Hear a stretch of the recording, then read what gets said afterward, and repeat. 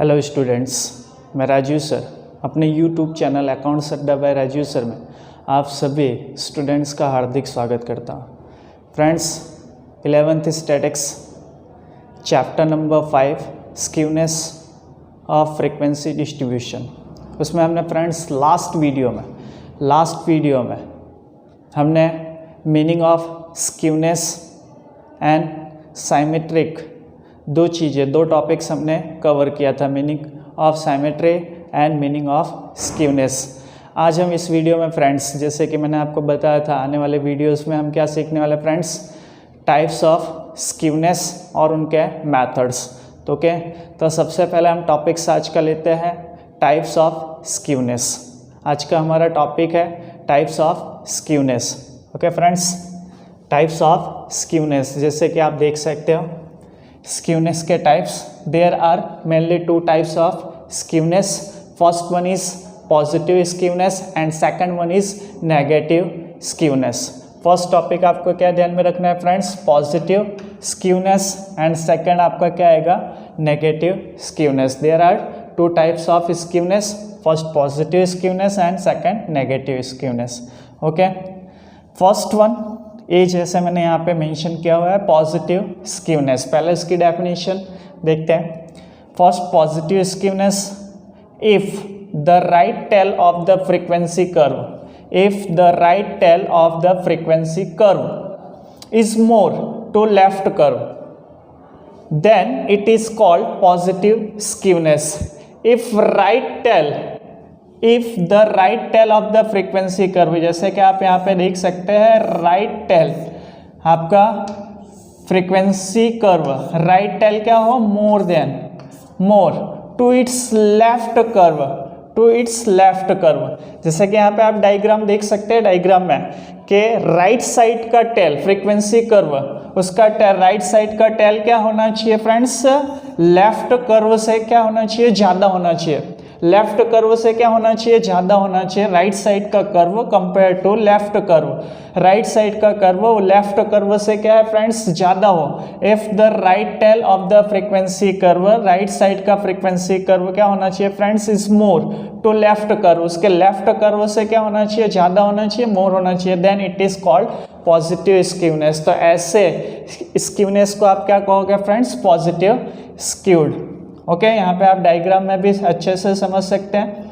यहाँ पे आपका ये एमओ है, एम एंड एक्स बार, यहाँ पे आपका थर्ड क्वार्टाइल Q3 शो किया हुआ है और यहाँ पे आपका फर्स्ट क्वार्टाइल Q1 शो किया हुआ। ओके, यहाँ पे आप देख सकते हैं डायग्राम में कि राइट साल का राइट टेल क्या है, वो ज़्यादा है compare to its left curve, उसके लेफ्ट कर्व से क्या है फ्रेंड्स, ज़्यादा है, तो इसे हम क्या कहेंगे, पॉजिटिव स्क्यूनेस।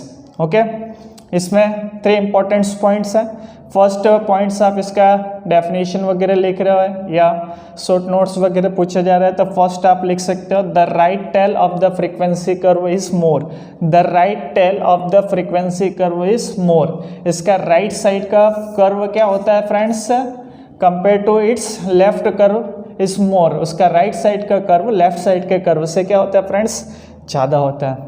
ओके, यहाँ पे X bar greater than M greater than MO, यानी यहाँ पे क्या होता है, एक्स बार एम से बड़ा होता है और एम क्या होता है, एमओ से बड़ा होता है। देयरफॉर उसको आप ऐसे शो कर सकते हो, X bar greater than M greater than ammo.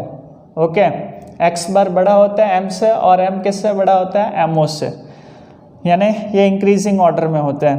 And the difference of quartile, the difference of third quartile and m is greater than the difference of first quartile and m, means यहाँ पे Q3 minus m greater then होता है Q3 minus m, यानी median से third quartile का difference, वो median से first quartile के डिफरेंस से क्या होता है, अधिक होता है। ओके फ्रेंड्स, तो उसको आप कैसे शो कर सकते हो, Q3 minus m greater than m minus Q1। Okay, second हमारा टाइप्स है, सेकंड टाइप्स है हमारा negative skewness. If the left tail of the frequency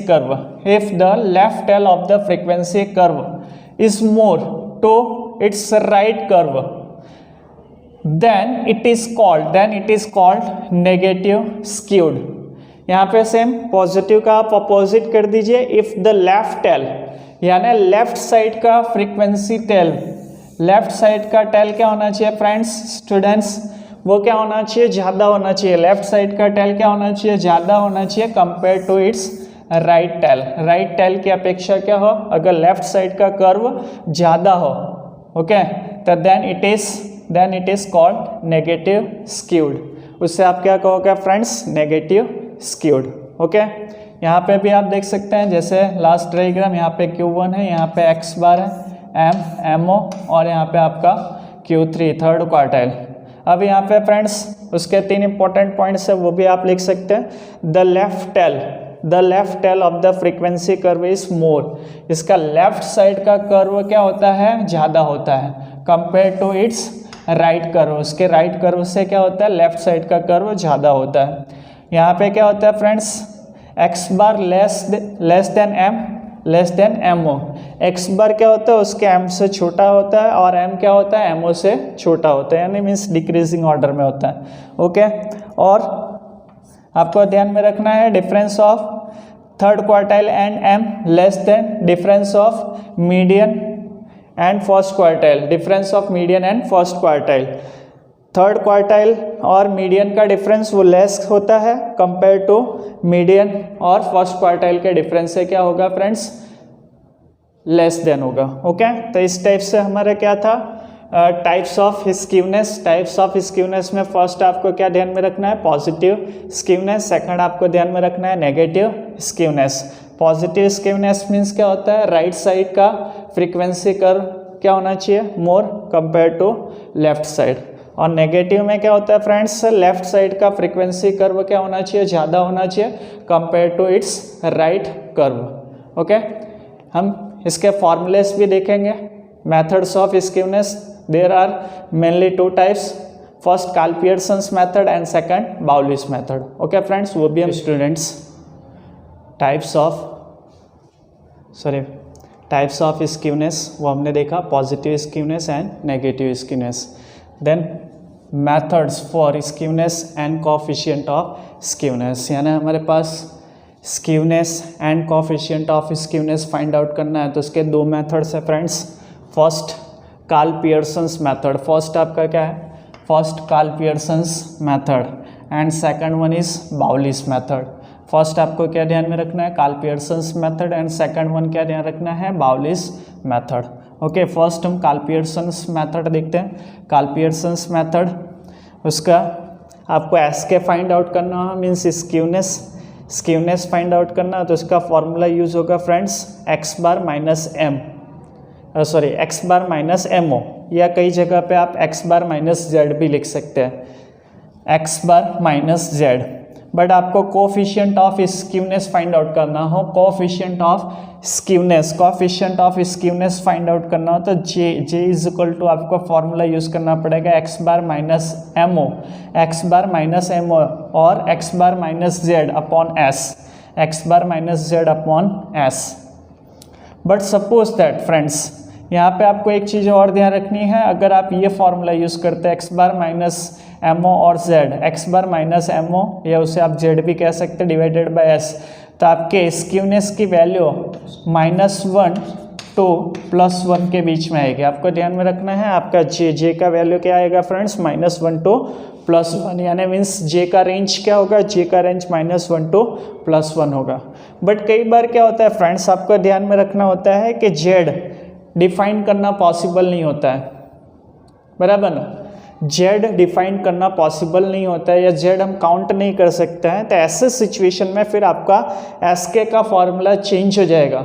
अगर सपोज दैट आप मोड फाइंड आउट नहीं कर सकते हो, डिफाइन नहीं कर सकते हो, तो फिर SK is equal to formula होगा 3 into bracket x bar minus M. फिर ऐसे सम्स के अंदर आपको मीडियन फाइंड आउट करना पड़ेगा. ऐसे सम्स में आप फर्स्ट क्या फाइंड आउट करेंगे, मीडियन फाइंड आउट करेंगे, देन SK का फॉर्मूला हो जाएगा 3 into bracket x bar minus M.